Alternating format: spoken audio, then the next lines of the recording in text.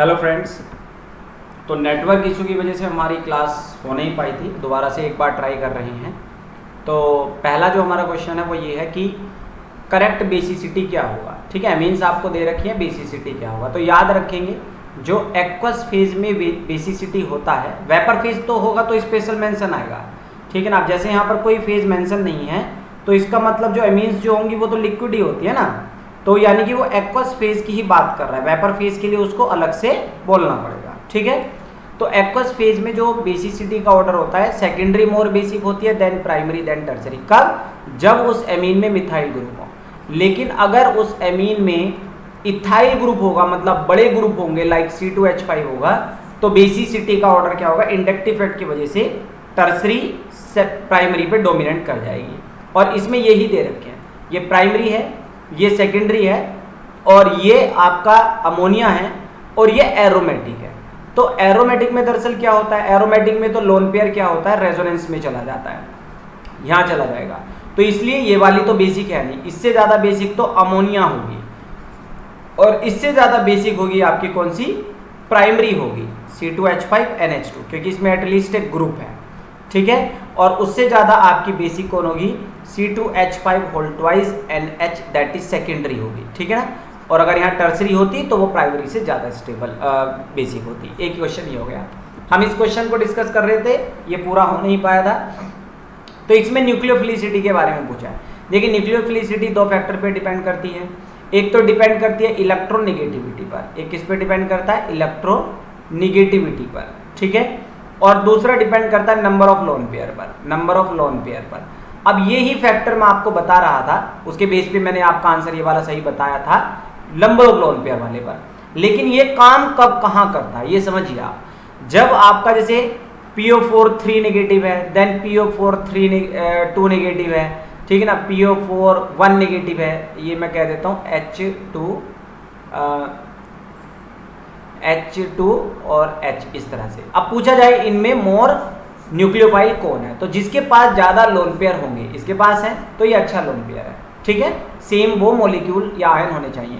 Electronegativity जैसे fluorine, chlorine, bromine, iodine, इसमें मोर nucleophile कौन है? तो जिसकी इलेक्ट्रोनिगेटिविटी कम है। लेकिन आपको यहाँ स्पीसीज अलग अलग दे रखी है। ठीक है, तो सबसे कम कार्बन की इलेक्ट्रोनिगेटिविटी है, ये लोन पेयर आसानी से दे सकता है।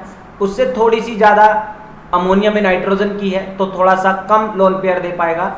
उससे ज़्यादा ऑक्सीजन की हो गई इलेक्ट्रोनिगेटिविटी तो ये लोन पेयर देने में और भी कम एबल होगा। और सबसे ज़्यादा इलेक्ट्रोनिगेटिविटी हुई फ्लोरीन की तो ये लोन पेयर देने में बिल्कुल भी एबल नहीं होगा। तो इसलिए ऑप्शन ये सही होगा। लेकिन अगर ये सेम तरह के आयन होते तो फिर हम इसमें लोन पेयर वाला कंसेप्ट निकालते, जिसके बेस पे मैं ये बता रहा था कि भाई यहाँ निगेटिविटी कम है, ठीक है ना, और लोन पेयर 2 है। यहाँ निगेटिविटी ज़्यादा है, भले लोन पेयर 3 है। ठीक है, वो जो मैंने कंसेप्ट आपको बताया था पहली वीडियो में, हालांकि वो मैंने अब डिलीट कर दिया जब वो रुक के चल रहा था। क्वेश्चन नंबर 19 कह रहा है कंसिडर द फॉलोइंग स्टेटमेंट। पहला कह रहा है कि देखो ये आपका सरफेस टेंशन से रिलेटेड है, इसको आप थोड़ा सा अच्छे से समझेंगे। क्या कह रहा है ये? ट्रॉटन्स लॉ या रूल। ठीक है ना। कह रहा है कि ये यूजफुल होता है estimating the heat of vaporisation, मतलब डेल्टा H को मेजर करने में ये रूल है, ये हेल्पफुल होता है। इसको आप पढ़ना क्या होता है। ठीक है ना। Of liquid it's boiling point is known. ठीक है ना, अगर किसी लिक्विड का बॉइलिंग पॉइंट नोन है, ठीक है, बॉइलिंग पॉइंट नोन है, तो वहां पर एंथैल्पी ऑफ वेपोराइजेशन को मेजर कर लेते हैं। वो आपने फॉर्मूला पढ़ा भी होगा, delta H is equal to. और एक रेंजे और शील्ड इक्वेशन होती है जो ये बताती है कि जो टेम्परेचर जो होता है ये सरफेस टेंशन पर डिपेंड करता है। क्या करता है? ये सरफेस टेंशन पर डिपेंड करता है। तो ये बात भी बिल्कुल सही है और ये बात बिल्कुल ठीक है। Surface tension, molecular mass, mass of substance, ठीक है ना, ये क्या होता है? रो क्या होता है? आपने ये सारे फॉर्मूले पढ़े होंगे। ठीक है, के क्रिटिकल टेम्परेचर माइनस T-6, ये एक इक्वेशन है, ये जरूर याद रखें। क्रिटिकल टेम्परेचर से अगर टेम्परेचर 6 डिग्री कम होगा तो वहां पर सरफेस टेंशन को वैनिश कर सकते हैं आप, या आप कह सकते हो क्रिटिकल टेम्परेचर से अगर 6 डिग्री टेम्परेचर ज्यादा होगा तो आप उसकी सरफेस टेंशन को वैनिश कर सकते हो। ठीक है, तो ये एक, इससे पहले मैंने एक आपको न्यूमेरिकल भी एक इस तरह का क्वेश्चन भी करवाया था जहां पर x की वैल्यू 6 ली थी हमने। तो ये वाली बात भी ठीक है। अब नीचे आते हैं ऑप्टिकल ये वाला जो क्वेश्चन है, ऑप्टिकल एक्सिलेशन EXA, ठीक है ना, ये एक्स है, acceleration is encountered in the compound having conjugated double bond. अब जो कॉन्जुगेटेड डबल बॉन्ड होता है उसमें आपका जो ऑप्टिकल आइसोमर होता है वो एनकाउंटर्ड हो जाता है। तो ये भी बिल्कुल सही बात है। ट्रिपल बॉन्ड एलीन है उसमें वो, या फिर कॉन्जुगेटेड डाइस जो होंगी, ठीक है ना, ये आपने पढ़ा होगा, एलीन्स जिसको बोलते हैं, कि यहाँ पर आप ऑप्टिकल आइसोमेरिज्म इनको बना पाते हो। तो ये तीनों स्टेटमेंट सही हैं, इसलिए इसका आंसर क्या होगा, ABC होगा। ठीक है, मैथमेटिकल एक्सप्रेशन डी बाय हक्कल ओनसेकर, ये मैं आपको बोल रहा हूँ, ये आप खुद करेंगे। डी बाय हक्कल लिमिटिंग लॉ जो है, अब ये डी बाय हक्कल ओनसेकर इक्वेशन भी वही होती है या डी बाय लिमिटिंग लॉ अलग होता है, ये आप खुद देखना, ये मोस्ट इंपॉर्टेंट है। अब मैं क्यों बोल रहा हूँ, कुछ कहेंगे सर पूरा सोल्व नहीं करवा रहे, ये वाला क्वेश्चन इससे पहले भी छोड़ा। दरअसल मैंने आपको बोला था कि जो थर्मोडायनेमिक और इलेक्ट्रोकेमिस्ट्री की कुछ इक्वेशन है ना, जो नेम रिएक्शन है, आरएनएस इक्वेशन है, डी बाय हक्कल ओनसेकर इक्वेशन है, ये जितनी इक्वेशन है अगर आपने इनको, जैसे क्लैसियस क्लैपेरॉन इक्वेशन है, गिब्स हेल्महोल्ट्ज इक्वेशन है, ये नाम से याद कर लो साथियों। इनसे अगर एक क्वेश्चन आपको ना मिला एग्जाम में तो वीडियो पे आके कमेंट कर लेना कि जी क्वेश्चन नहीं था, नेम से मिलेगा। और मैं इसीलिए इसका आंसर नहीं बता रहा हूं कि कुछ बच्चे क्या कर रहे हैं, इसको बस यही सुन के और वो क्या कह देते हैं कि भैया ये वाला करेक्ट है, तो बस उनके माइंड में यही रह जाता है और इवन वो इक्वेशन को याद नहीं करते। तो आप ध्यान देंगे, थर्मोडायनेमिक, इलेक्ट्रोकेमिस्ट्री, केमिकल काइनेटिक की जो नेम इक्वेशन है, नेम से जो फॉर्मूले हैं वो आपने जरूर याद करनी है, बहुत इंपॉर्टेंट होगा। अब बात करते हैं हम 21वें क्वेश्चन की। कह रहा है what is the principal product formed after treatment of benzene diazonium chloride with ethyl phenol. Ethyl phenol है आपके पास और आप उसकी रिएक्शन किसके साथ करा रहे हैं, उसकी रिएक्शन करा रहे हैं आप बेंजीन डाइजोनियम क्लोराइड के साथ। ठीक है, तो विद पैराइथाइल फिनोल बोलते हैं इसको। तो यानी कि ये पैराइथाइल, पैरा पोजीशन पर इथाइल ग्रुप है, जब आप इसकी रिएक्शन किसके साथ कराओगे, बेंजीन डाइजोनियम क्लोराइड के साथ कराएंगे तो क्या प्रोडक्ट यहां पर बनेगा। ठीक है, तो रेजोनेंस इफेक्ट की वजह से ऑर्थो पोजीशन पर इलेक्ट्रॉन डेंसिटी ज्यादा होगी, तो सब्स्टिट्यूशन यहां से होगा। कहां से होगा, ये ऑर्थो पोजीशन से यहां से होना चाहिए। लेकिन हम ये क्यों भूल गए कि C2H5 भी तो इफेक्ट रखता है इलेक्ट्रॉन देने का, लेकिन इसका इंडक्टिव इफेक्ट है आई, इसका इफेक्ट है इंडक्टिव। तो रेजोनेंस स्ट्रॉन्ग होता है तो इसलिए इलेक्ट्रॉन डेंसिटी ऑर्थो पे ज्यादा होगी। ठीक है ना, और अगर आप इसका इफेक्ट भी माने तो यहाँ ऑर्थो है, लेकिन फिर इसकी वजह से ये मेटा पोजीशन बनता है। तो इसलिए जो आपका आंसर जो बनेगा वो क्या बनेगा, ये पहला वाला क्वेश्चन हो जाएगा, HCl निकल के चला जाएगा, ये प्रोडक्ट बनेगा। क्वेश्चन नंबर 22 की बात करें, a dilute aqueous solution of sodium sulphate, उसको हमने इलेक्ट्रोलाइज किया, कैथोड और एनोड पे किया, तो वो कह रहे हैं कि इसमें से क्या चीज, कौन से आयन बनेंगे। देखिए डाइल्यूट का मतलब क्या होता है कि आप वहां पर वाटर भी ले रहे हैं, जब वाटर को आप लोगे तो H पॉजिटिव और OH नेगेटिव आएंगे, और आप वहां पर सोडियम सल्फेट भी ले रहे हैं। सोडियम सल्फेट कौन से आयन देंगे, एक तो दो तो सोडियम आयन देंगे और क्या देंगे, सल्फेट आयन देंगे। अब आप मुझे ये बताओ, कैथोड पर चार्ज होता है नेगेटिव तो जाएगा कैटायन। अब इसमें से कैटायन कौन सा है भैया, कैटायन कौन सा जाएगा, बोलो जल्दी, कैथोड पर कौन जाएगा, कैथोड पर कौन जाएगा, जिसकी रिडक्शन पोटेंशियल हाई है। हाइड्रोजन का 0 वोल्ट है, इसका -2 पॉइंट समथिंग वोल्ट है, तो हाइड्रोजन का रिडक्शन पोटेंशियल ज्यादा है, तो ये इलेक्ट्रॉन लेके रिड्यूस हो जाएगा, कैथोड पे ये निकलेगा। और एनोड पर चार्ज है नेगेटिव, एनोड पर चार्ज है पॉजिटिव, तो एनायन जाएंगे, तो एनायन में OH जाएंगे या सल्फेट जाएंगे। तो सल्फेट की कंसेंट्रेशन हाई है, सल्फेट आयन जो होंगे वो एनोड पर जाएंगे, इसकी कंसेंट्रेशन भी हाई है और इनका ऑक्सीडेशन पोटेंशियल भी हाई होता है, तो ये यहाँ पर जाएंगे और यहाँ पर ये ऑक्सीजन गैस जो होगी वो आपका रिलीज होगा। कौन सा गैस रिलीज होगा, ऑक्सीजन गैस ही चाहिए थी, तो H2 और O2 गैस निकलेंगी, इसलिए आपका ऑप्शन क्या हो जाएगा, ए हो जाएगा। ठीक है, 23वां क्वेश्चन क्या है, rate constant for a gas phase decomposition, P से 2Q बन रहा है, इतना दे रखा है। Percentage of reactant P consumed at the end of 200 minute, 200 minute पे कितना वो कंज्यूम हो गया, ये पूछवा रहा है, कितना वो क्या हो गया, कंज्यूम हो गया। तो इसको कैसे निकालोगे आप, एक फॉर्मूला है आसान से, K = 2.303 upon T log A upon A-x कर लेते हैं, या A-x मत करो, ये कह दो AT, मतलब टाइम T पर बचा हुआ, इस तरह से आप मान लीजिए। ठीक है, तो अब आप इसको कैसे सॉल्व करोगे, देखो वैल्यू पुट करो कि ये K जो है आपको दिया हुआ है कितना, 69.3 × 10⁻⁻4 = 2.303, और टाइम कितना दिया है, 200 मिनट दिया है। टाइम कितना दिया है आपका, 200 क्या दिया है, मिनट दिया है। अब ए अपॉन ये पूछा है कितना बचेगा, ठीक है ना, कितना कंज्यूम हो जाएगा। तो दरअसल कंज्यूम होने का मतलब क्या है, हम वैसे इस फॉर्मूले में होता है ए अपॉन ए माइनस एक्स, ये होता है ए अपॉन ए माइनस एक्स। तो ए माइनस एक्स जो है दरअसल आपको यहां से निकालना है, दरअसल आपको ए माइनस एक्स यहां से निकालना है। तो अभी मैं मान लेता हूं ए मेरे पास 1 है, ठीक है ना। तो ए माइनस एक्स का मतलब क्या होता है, जो क्या हो गया, ए माइनस एक्स जो होता है वो क्या होता है आपका, ये अगर x ले लें, यहां पर x होता है प्रोडक्ट की कंसंट्रेशन, आप यहां पर प्रोडक्ट मान के चलें। तो इसको अगर मैं x मान ला हूं, प्रोडक्ट कितना बना, ठीक है, तो इसको a में से अगर मैं माइनस कर दूंगा प्रोडक्ट को रिएक्टेंट में से, तो मेरे पास बचा हुआ रिएक्टेंट आ जाएगा। तो फाइनल जो आपका बाद में आंसर आएगा, यहां से जब आप x की वैल्यू निकालोगे तो x बता देता हूं मैं, यहां से 1/4 आएगा। तो अब इसको a में से माइनस करोगे आप, रिएक्टेंट में से प्रोडक्ट को माइनस करोगे, तो आपका जो है 3/4 आया यहां से, ठीक है ना, ये जो 3/4 आया, तो परसेंटेज में कितना आ गया, ये 25 या 75, तो 75% आ गया, ठीक है। तो ये आपका आंसर 75 हो जाएगा। समझ में बात आई कि नहीं आई? पहले मैंने यहाँ से, ये होता है रिएक्टेंट, ये होता है प्रोडक्ट, ये क्या होता है प्रोडक्ट, जो प्रोडक्ट आपका यहाँ से बन गया, मैं इस तरह से यहाँ पर मान के चल रहा हूँ। एक्स क्या है हमारे पास यहाँ पर, ठीक है ना। तो यहाँ से पूछ रहा है कि कितना बचेगा, कितना कंज्यूम हो जाएगा, सॉरी, ये होता है बचा हुआ रिएक्टेंट, सॉरी मैं प्रोडक्ट बोल रहा था, बचा हुआ रिएक्टेंट। तो बचे हुए रिएक्टेंट में से, प्रोडक्ट नहीं है माफ करेंगे, तो आप क्या करेंगे, ए में से बचा हुआ रिएक्टेंट निकाल देंगे, तो वो आपके पास क्या आ जाएगा, कंज्यूम्ड आ जाएगा, कितना खर्च हो गया, ठीक है। ये थोड़ा माफी चाहूंगा, इसमें आगे बढ़ेंगे। पैराकोर क्या है, देखिए पैराकोर रियोकोर दो टर्म होती है। पैराकोर सरफेस टेंशन से रिलेटेड होता है, रियोकोर जो होता है विस्कोसिटी से रिलेटेड होता है। तो पैराकोर जो होता है वो मोलर वॉल्यूम होता है, पैराकोर क्या होता है, मोलर वॉल्यूम होता है। तो related with mass of liquid at constant temperature, तो मास मोलर वॉल्यूम हो गया ना, पैराकोर क्या हो गया, मोलर वॉल्यूम हो गया, तो इसलिए इसका आंसर क्या हो जाएगा, फर्स्ट हो जाएगा, ठीक है। पैराकोर के बारे में समझ में आ गया। अरे फॉर्मूला भी होता है, parachor is equal to surface tension की power 1/m molar mass upon density, ठीक है। सरफेस टेंशन है, m क्या है, मोलर मास, m क्या है, मोलर मास है, और d क्या है आपका यहाँ पर, d क्या है, डेंसिटी है, d डेंसिटी है। तो ये मोलर वॉल्यूम है दरअसल, ये क्या है दरअसल, मोलर वॉल्यूम है, ठीक है।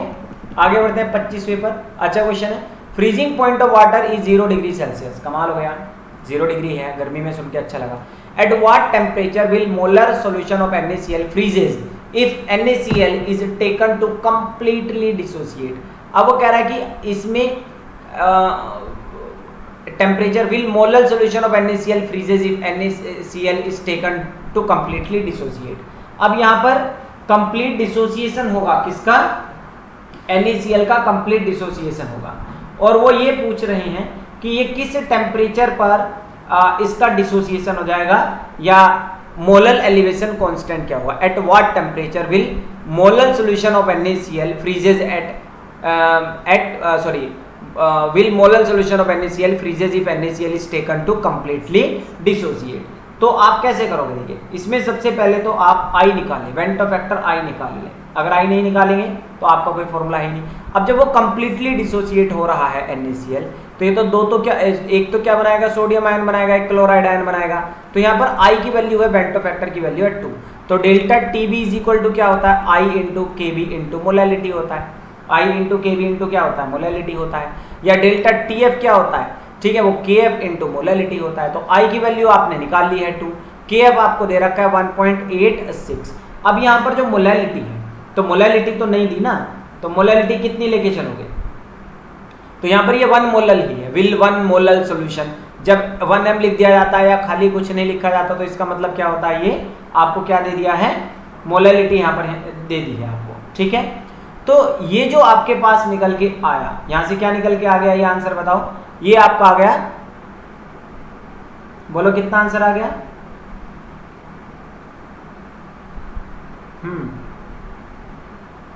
तो कैसे निकाल लेंगे आप, ये डेल्टा TF यहां से निकल गया। अब तो कर लेंगे इसको 0 डिग्री, अब इसकी जगह क्या रखेंगे, इसकी जगह रखेंगे TB माइनस TB नॉट, ठीक है। बॉइलिंग पॉइंट वाटर का कितना होगा, वो हमने क्या निकालना है, eight what temperature will 1 molar NaCl फ्रीजेज, तो इसकी जगह क्या रखोगे आप, TF नॉट माइनस TF होगा, 2 इंटू 1.86 इंटू 1, तो ये TF नॉट है 0 डिग्री सेल्सियस, ठीक है ना, और ये आपको क्या करना है, फाइंड करना है, ठीक है, ये आपको क्या करना है, फाइंड करना है। तो जल्दी से इसकी मल्टीप्लाई कर देंगे, 2 × 1.86 कर दो जल्दी से, कितना आया। मैं एक छोटा सा समय देता हूं।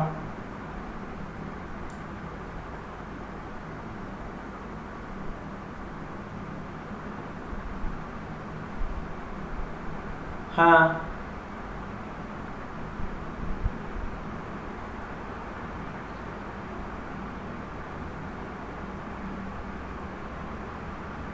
माइनस का कितना आ गया, यस, तो ये कितना आया, मल्टीप्लाई करके कुछ का कमेंट पढ़ा मैंने, -3.72 डिग्री सेल्सियस आ जाएगा। कैसे आ जाएगा, ये आपका कितना आएगा, इसको मल्टीप्लाई करोगे तो कितना आएगा, ये आएगा 3.72, और इधर है 0, तो जब 0 में से ये चीज माइनस करोगे तो आपका आंसर आ जाएगा -3.72। आसान सा क्वेश्चन था। हाइब्रिडाइजेशन इन्वॉल्व इन HCF2, देखिए HCN होता है नोबल गैस, नोबल गैस होता है 18 ग्रुप का, तो 18 ग्रुप में लास्ट में होते हैं 8 इलेक्ट्रॉन, 8 का मतलब हो गए 4 पेयर, लेकिन इसमें से 8 में से 2 इलेक्ट्रॉन उसने खर्च कर दिए, 2 खर्च कर दिए, तो इसका मतलब कितने लोन पेयर बचे उसके पास, 3 लोन पेयर तो इसके पास बच गए, और 2 तो है उसके पास फ्लोरीन।